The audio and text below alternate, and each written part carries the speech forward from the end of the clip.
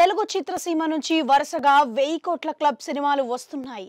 కలికి ఏడి పుష్ప 2 చిత్రాలు గత ఏడాది సంచలన విజయాన్ని సాధించిన సంగతి తెలిసిందే. పాన్ ఇండియాలో ఈ రెండు సినిమాలు సుమారు 3000 కోట్లు వసూలు చేశాయి.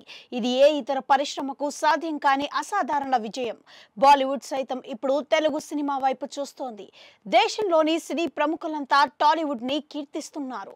అయితే ఈ విజయాలకు క్రెడిట్ ఎవరికి ఇవ్వాలి అంటే RGV alias Ram Gopal Varma credit మొత్తం రాజమౌళికే ఇస్తున్నారు.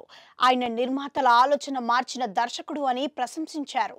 ఇటీవల తన యూట్యూబ్ ఛానల్లోని వీడియోలో రామ్ గోపాల్ వర్మ మాట్లాడుతూ తెలుగు సినిమాకి ఒక మార్గాన్ని రూపొందించడంలో ఎస్ఎస్ రాజమౌళి ప్రభావంపై విశ్లేషించారు.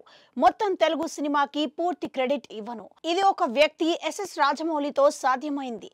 అతడు తమిళ సినిమా లేదా మలయాళం లేదా గుజరాతీకి చెందినవాడు కావచ్చు. ఆయన తెలుగు సినిమా నుంచి రావడం యాదృచ్ఛికం.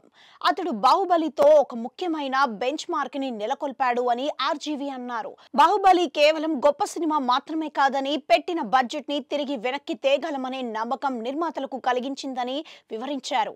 బాహుబలి విజయాన్ని రిపీట్ చేయడానికి ఎంతో మంది దర్శక నిర్మాతలు ప్రయత్నించారు. కానీ అలాంటి ఫలితాలను సాధించడంలో విఫలమయ్యారని రామ్ గోపాల్ వర్మ అన్నారు. ప్రేక్షకులు పెద్ద సినిమాల నుండి భారీ నిర్మాణ విలువలను ఆశిస్తున్నారని బాహుబలి నిరూపించింది. కేవలం గ్రాండ్ విజువల్, స్పెషల్ ఎఫెక్ట్స్, విలాసవంతమైన సెట్లు ఉంటే సరిపోదు.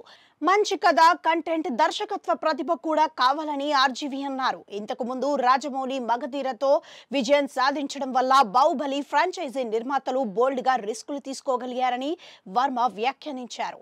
నిర్మాతలలో నమ్మకాన్ని కలిగించినందుకు రాజమౌళికి ఈ క్రెడిట్ దక్కుతుంది.